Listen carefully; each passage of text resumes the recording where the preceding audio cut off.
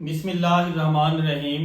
ناظرین کرام، انور علی رانا ایڈوکیٹ آپ کی خدمت میں حاضر ہوں ایک نئے لا پوائنٹ اور ایک نئے ایشو کے ساتھ۔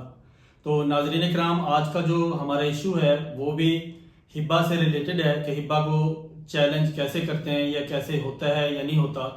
تو اس کے بارے میں ہے۔ اس سے پہلے کہ ہم اصل موضوع اور اصل ٹاپک کی طرف ہم آئیں اور اس کے بارے میں بات کریں،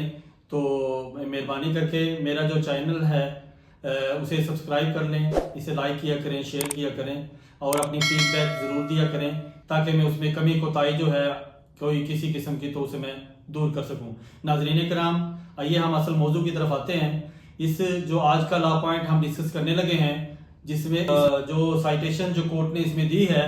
تو آج جو ڈسکس کیا ہے اس کے بارے میں ہم ڈسکس کریں گے۔ اس میں ایشو یا پروویژن اس میں یہ تھی کہ ہبہ جو ہے، ایک مدعی نے، ایک شخص نے چیلنج کیا کہ جو ہبہ ہوا ہے یہ غلط ہوا ہے اور یہ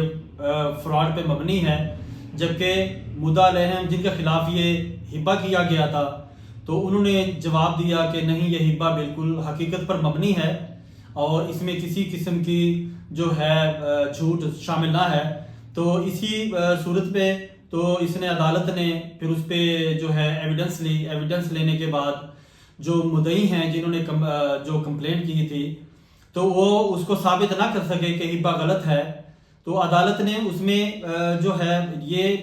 بالکل کلیئرلی ڈسکس کیا کہ جب جس شخص نے ہبہ کیا ہے اس شخص نے اپنی زندگی کے اندر اسے چیلنج نہیں کیا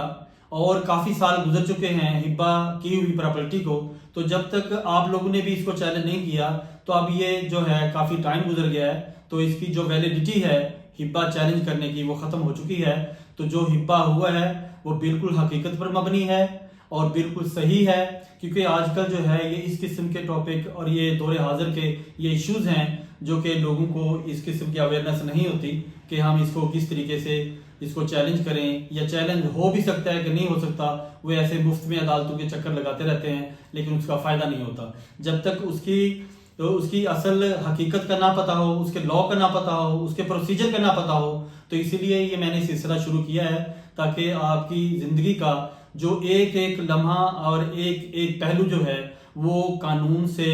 بالکل اویئر ہو اور اسے پتہ ہونا چاہیے، اور آپ گھر میں بیٹھ کے، اپنے آفس میں بیٹھ کے آپ یہ ساری جو اویئرنیس ہے یہ حاصل کر سکتے ہیں۔ ناظرین کرام، یہ جو لا پوائنٹ جو ڈسکس ہوا ہے، جو میں نے بتایا ہے وہ میں بتانے لگا ہوں، اسکرین پہ بھی ملاحظہ کیجیے گا۔ وہ ہے 2025 MLD صفحہ نمبر 340، 2025 MLD صفحہ نمبر 340۔ یہ تھا ہمارا آج کا لا پوائنٹ جو ڈسکس ہوا۔ تو اگلے لا پوائنٹ کے لیے مجھے اجازت دیجیے تاکہ اسی قسم کی اسی طریقے سے میں آپ کی رہنمائی کرتا رہوں۔